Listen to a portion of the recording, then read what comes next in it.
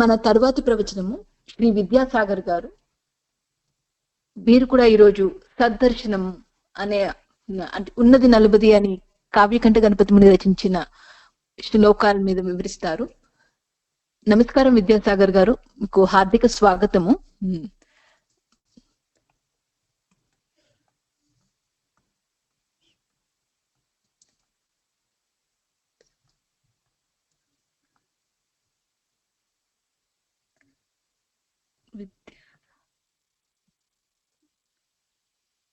అరుణాచల శివ నమస్కారం అమ్మా. నమస్కారం. మనకి కావ్యకంఠ గణపతి ముని అందించినటువంటి గొప్ప మంత్రం గిరి ప్రదక్షిణ సమయంలో మనం అందరం తప్పక స్మరణ చేయవలసినటువంటి మంత్రంతో ఈ సద్దర్శనాన్ని ప్రారంభిద్దాం.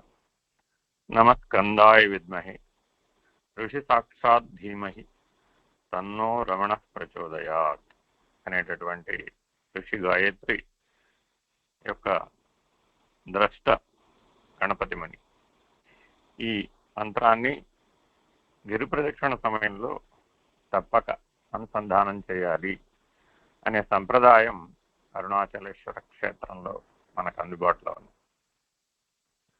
అలా ఎవరైతే దర్శిస్తారో వారికి భగవాన్ రమణుల యొక్క అనుగ్రహం, గణపతి ముని యొక్క అనుగ్రహం రెండూ లభిస్తాయి అనేటటువంటి అనుభవం ఎంతో మందికి ఉంది.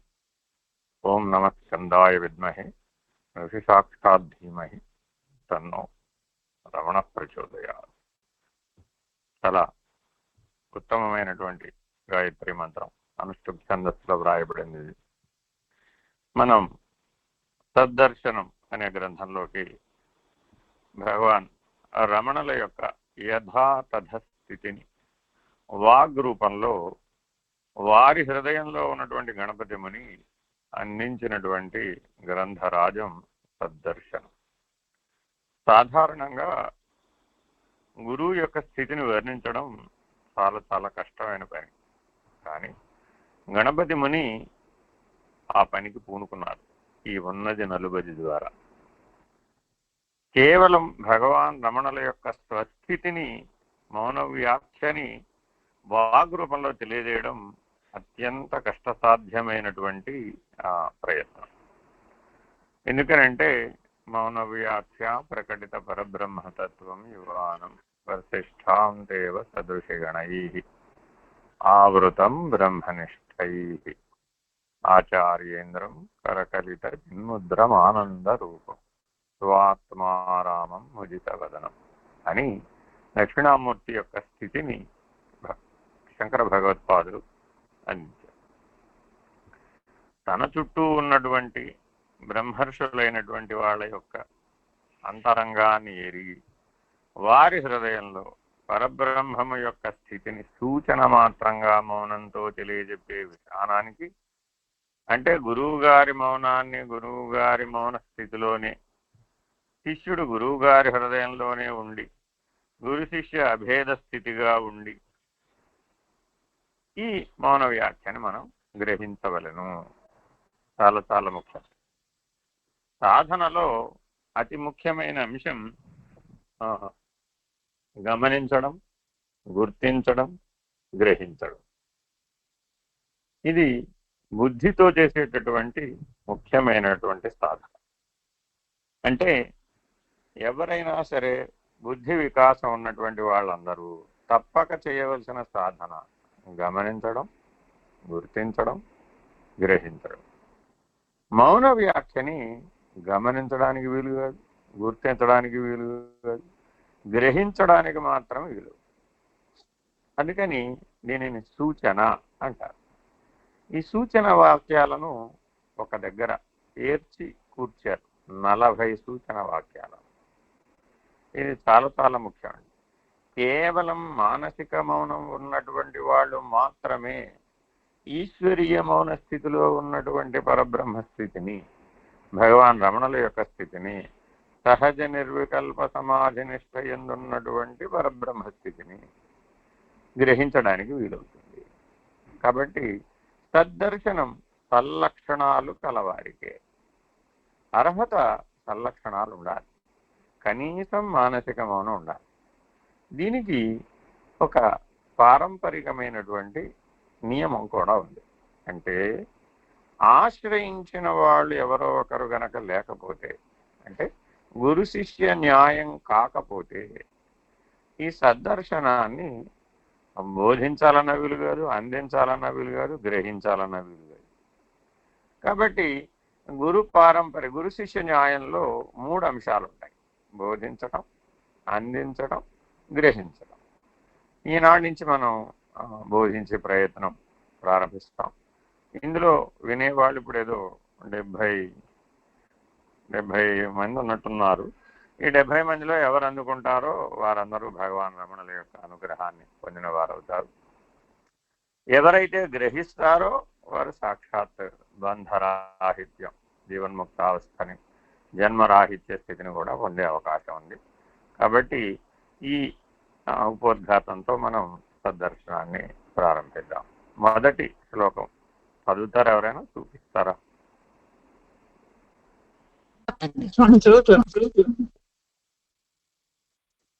లక్ష్మీ కిరణ్ గారు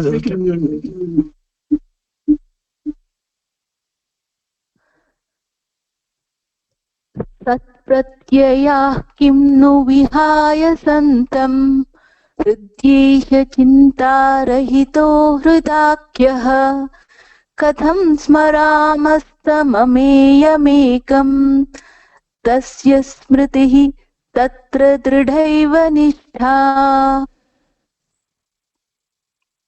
తాత్పర్యం కూడా చదివేసేమ్మా.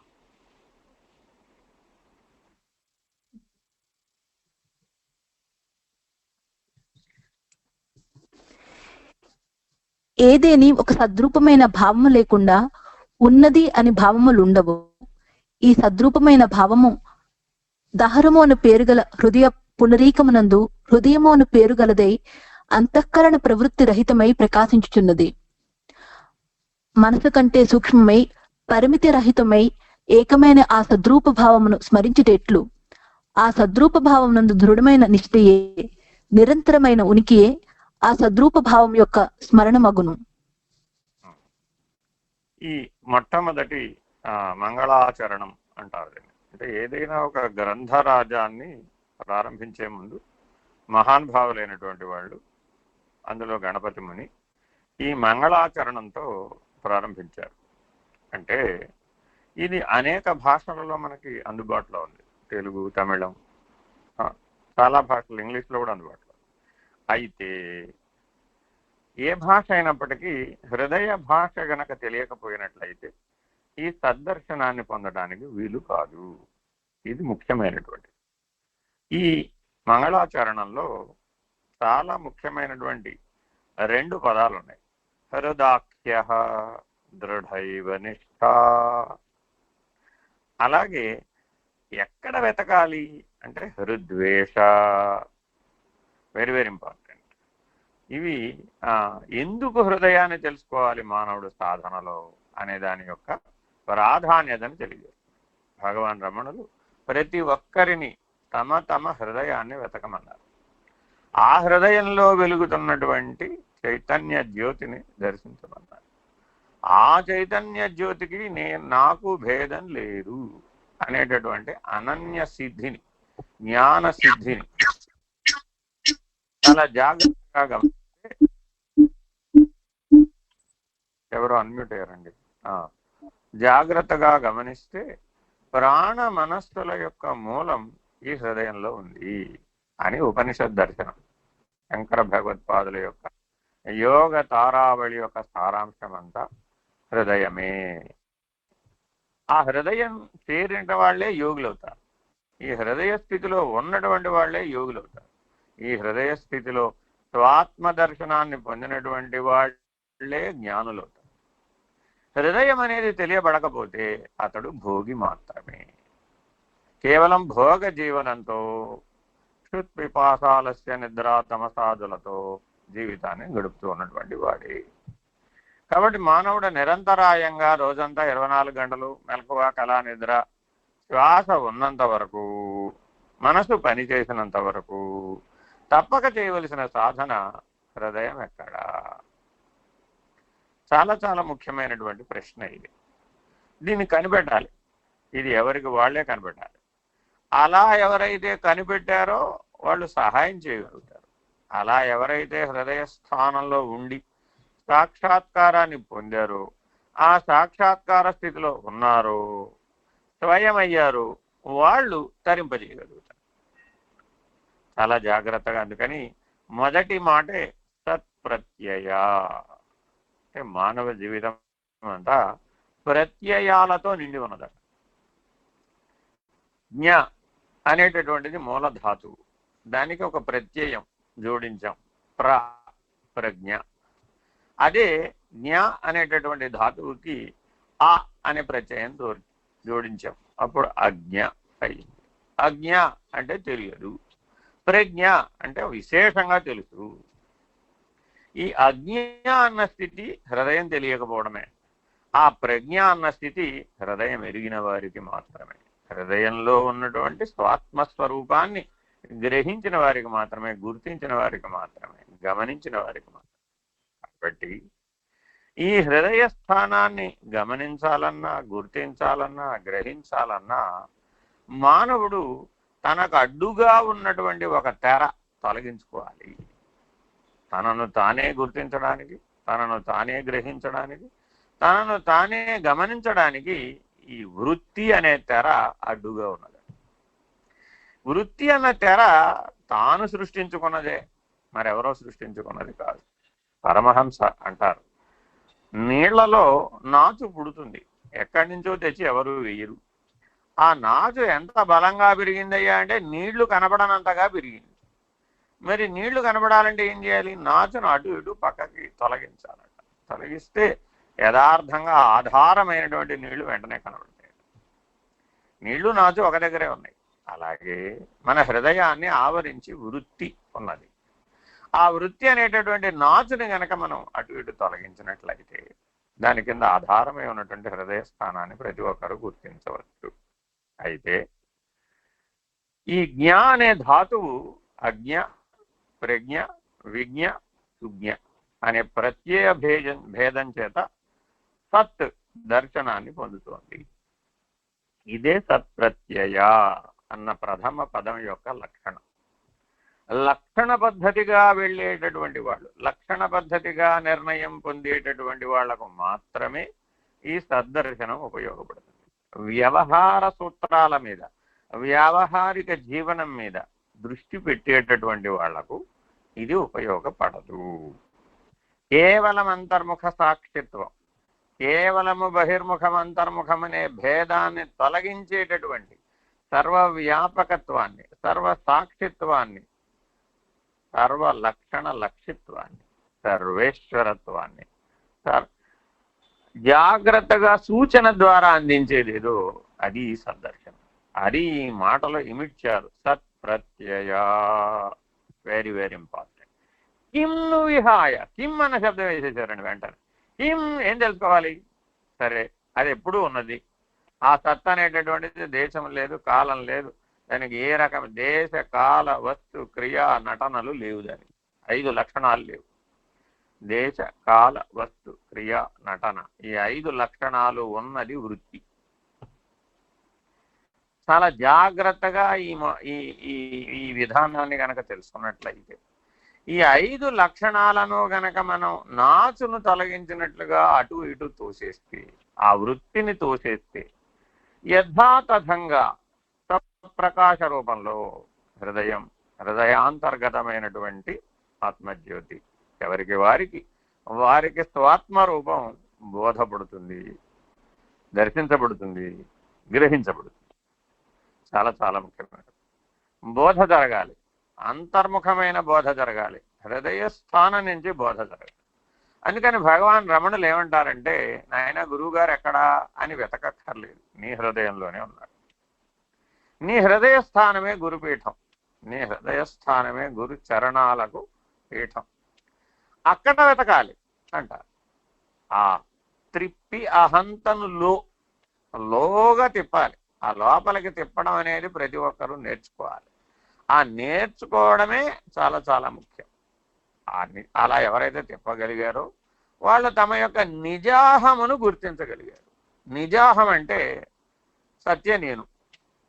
మరి ఇప్పుడు వ్యవహారంలో ఉన్నది అంటే అసత్య నేను, భ్రమ నేను, మాయా నేను, అలా ఎన్ని పేర్లైనా చెప్పచ్చు. కాబట్టి జాగ్రత్తగా గమనిస్తే రెండు నేనులు మనలో ఉన్నట్టు కనబడుతున్నాయట. వెంటనే భగవాన్ రమణులు అన్నారు, ఎక్కడైనా ప్రపంచంలో రెండు నేనులు ఉంటాయటయ్యా? ఉండవు కదా, అందరికీ ఒక్క నేనే ఉన్నది. కానీ ఆ ఒక్క నేను అతని హృదయంలోనే మరుగై ఉండడం చేత, కనబడకుండా ఉండడం చేత ఈ కనబడుతున్న ప్రతిబింబ నేనునే నేను అనుకుంటున్నాడు. బింబ నేను యొక్క స్మరణ స్ఫురణ కోల్పోయాడు. ఈ ప్రపంచంలో శంకర భగవత్పాదులు అంటారు, ఏదైనా దేని గురించైనా మానవుడు జనం నుంచి మరణం దాకా ఏదో ఒక ప్రయత్నం చేస్తూ ఉంటాడు. దేని కొరకు ప్రయత్నం చేస్తాడు? కిమ్ను విహాయ సంతం, ఓ దాని గురించి ప్రయత్నం చేయాలి, సతతం ప్రయత్నం చేయాలి. లేని దాని గురించి ప్రయత్నం చేయాలి. మానవులందరూ చేసే పని ఇదే. అది అంతర్ముఖంలో అయినా అంతే, బహిర్ముఖంలో అయినా అంతే, జాగ్రత్తలో అయినా అంతే, కళలో అయినా అంతే, ఆఖరికి తుర్యంలో అయినా అంతే. ఎందుకని అంటే తన వద్ద లేనిదేదో పొందితే గాని తాను సంతృప్తి చెందలేడు. అయితే ఉన్నది మరిచిపోతే అప్పుడు కూడా ఒక ప్రయత్నం అవసరమే. ఆ ప్రయత్నం పేరు స్మరణ, గుర్తు చేసుకోవడం, స్ఫురణ, గుర్తు రావడం. చాలా జాగ్రత్తగా 3 మాటలలో తేల్చేశారంతే. స్మరణ, స్ఫురణ, సత్. స్ఫురతి హృత్వయం అని ఇప్పుడే ఉపదేశసారంలో అందించారు. కాబట్టి ఎవరైతే స్మరణ అనే సాధన చేస్తారో, ఎవరైతే స్ఫురణ అనే స్థితికి చేరతారో, హృత్ స్వయం, తన హృదయంలో తనను తానే దర్శిస్తారో, తనను తానే గుర్తిస్తారో, తనను తానే గ్రహిస్తారో, వాళ్లకు మాత్రమే హృదాఖ్య అక్కడ ఉండేటటువంటి స్థితి లభిస్తుంది. అక్కడ ఉండే ఓ ప్రయోజనం ఉంది. చింతారహితో, దేశ కాల వస్తు క్రియా నటనలకు సంబంధించినటువంటి వృత్తి రహితమైపోయింది. ఆ వృత్తే వ్యవహారంలో ప్రవృత్తిగాను, హృదయ స్థానంలో నివృత్తిగాను ఉన్నది అని భగవద్గీత సారాంశం. చాలా జాగ్రత్తగా గుణత్రయాతీతమైనటువంటి నివృత్తి స్థితిలో గనక మనం నిలబడితే అది హృదయ స్థానం.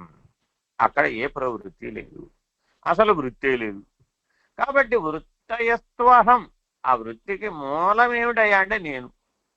ఆ హృదయంలో ఉన్న సత్య నేను ఉన్నంతసేపే ఏ వృత్తి అయినా, ఏ ప్రవృత్తి అయినా, ఏ సాధన అయినా, ఏ సాధనల యొక్క గమ్యమైనటువంటి సిద్ధి అయినటువంటి నివృత్తి అయినా చాలా జాగ్రత్తగా వృత్తి, ప్రవృత్తి, నివృత్తి అనేటటువంటి సాధనలను పూర్తి చేసి సిద్ధత్వ స్థితిలో స్మరణను స్ఫురణగా, స్ఫురణను స్వయముగా మార్చుకునేటటువంటి సద్రూప భావమునందు దృఢమైన నిష్ట. Very very important. స్మృతి తత్ర దృఢైవ నిష్ట, సత్య స్మృతి తత్ర. స్మృతి వెరీ వెరీ ఇంపార్టెంట్. అంటే అర్థం ఏమిటి? మన చిత్తంలో 5 వృత్తులు భగవంతుడు మనం పుడుతూనే ఏర్పాటు చేశాడు. పుట్టక ముందే తల్లి గర్భంలో 7వ నెల నుంచి చిత్తం పనిచేస్తారు. గట్టిగా మాట్లాడితే మొదటి రోజు నుంచి పనిచేస్తుంది. ఆ చిత్త వృత్తి యొక్క ప్రభావం చేతనే తనకు కావాల్సిన శరీరాన్ని జీవుడు నిర్మించుకుంటున్నాడు తల్లి గర్భంలో. ఏమిటయా ఈ చిత్తవృత్తి? సంకల్ప, వికల్ప, విపర్యయ, స్మృతి, నిద్ర. ఈ స్మృతి అనే చిత్తవృత్తి సూక్ష్మ శరీరంలో, ఈ సూక్ష్మ శరీరమే స్థూల ఉపాధిని నిర్మిస్తోంది. ఈ సూక్ష్మ శరీరమే ఈ స్థూల ఉపాధిని వృత్తి యందు ప్రవేశింపజేస్తోంది, వినియోగింపజేస్తోంది, భోగాన్ని అనుభవిస్తోంది. పునః స్మృతి అనే వృత్తిని పూరిస్తోంది. కానీ ఈ స్మృతి తనంతట తానుగా పని చేయలేదు. నేను యొక్క సహాయం లేకుండా పని చేయలేదు.